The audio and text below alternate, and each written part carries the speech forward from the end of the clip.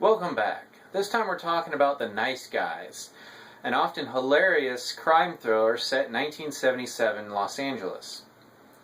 Now this is written and directed by Shane Black, who most recently gave us Iron Man 3, but also directed Kiss Kiss Bang Bang, and is known for writing such films as the first two Lethal Weapons movies.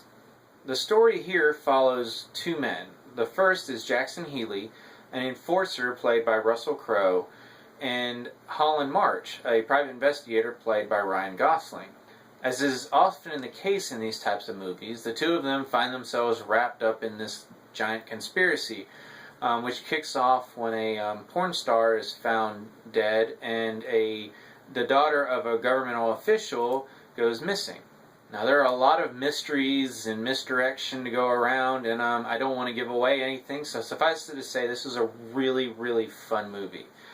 Shane Black knows how to do these sort of noir mysteries. He did it with Kiss Kiss Bang Bang, and he does it again here with The Nice Guys. Now one of the first things you'll notice is just how well Shane Black and his crew recreate the 1970s. I mean, not only does this film look and feel like it's set in that time period, it almost feels like it was made in that time period. And there are certain films that can pull that off, and this is definitely one of them.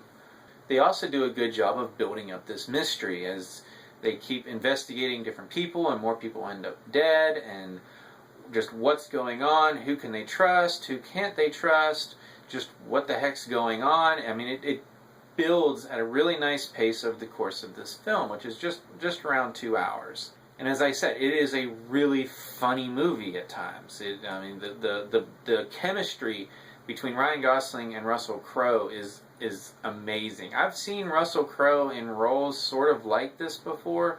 I haven't seen Gosling do this before. I'm used to his more serious roles. I know he's done less serious things, but those two together are just make this movie.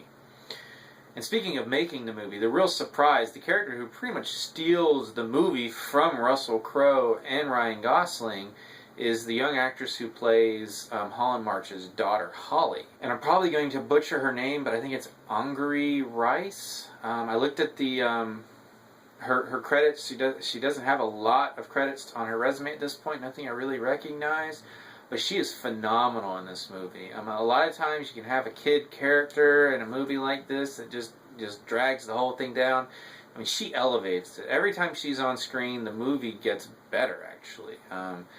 And just plays a really good foil to Ryan Gosling's character. Now, let me say, this is a very funny movie, but it's not a comedy.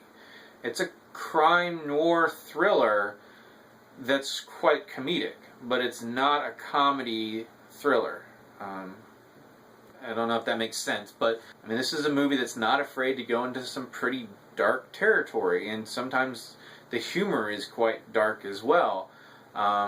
Still very funny, but it does go into that territory, and it's not afraid to tell its story and not get a laugh for it. I mean, it's telling a story that it cares about, and giving us characters that they want us to care about as well. And you know, a lot of the characters, especially our main two characters, I mean, these are broken men. They call themselves nice guys, but they're not good men in the general definition of it. And seeing them struggle with that and want to be better is one of the driving forces of this movie, and what really makes us care about these characters and care about what happens. Now, I will say, as a complaint, I think once we find out what the actual conspiracy is, and I'm not going to spoil anything, but don't worry, I think they just like, okay, here's the conspiracy. This is why the bad guys are doing what they're doing, and why the good guys have to do what they're doing to stop them. But there's not a lot of development of this conspiracy. It's just sort of, here it is. It's almost like a MacGuffin without being an actual object. It's just something that's driving the plot of this movie. But it doesn't feel like it was terribly important to Shane Black, who wrote it. And it's there to drive what happens. Fortunately, what happens is an excellent movie. like I said, it's funny when it needs to be. It's serious when it needs to be. We have great characters, great acting all around. I've mentioned a few of the actors here. I'm leaving a lot of people out. Matt Bomer shows up playing this hitman, and he's excellent. Just pretty much the whole cast is excellent. They do such a good job again of bringing us that 70s feel. So let me just say, this is an excellent film. Definitely one if you like your kind of crime noir thrillers with some great comedic elements to it, as long as you don't mind adventuring into some relatively dark material at times. It's a lot of fun, great characters, good action, a lot of good laughs. Pretty much succeeded on just about every point except for, like I mentioned, the conspiracy doesn't get quite the development you might want. But it's not really about the conspiracy, it's about the characters and their journey through this mystery. And in that case, it succeeds phenomenally. If you have seen it, please let me know what you thought. Like I said, I loved it. As always, comment below. You can subscribe to my channel. Check out some of my other reviews. And until next time, I'll see you at the movies.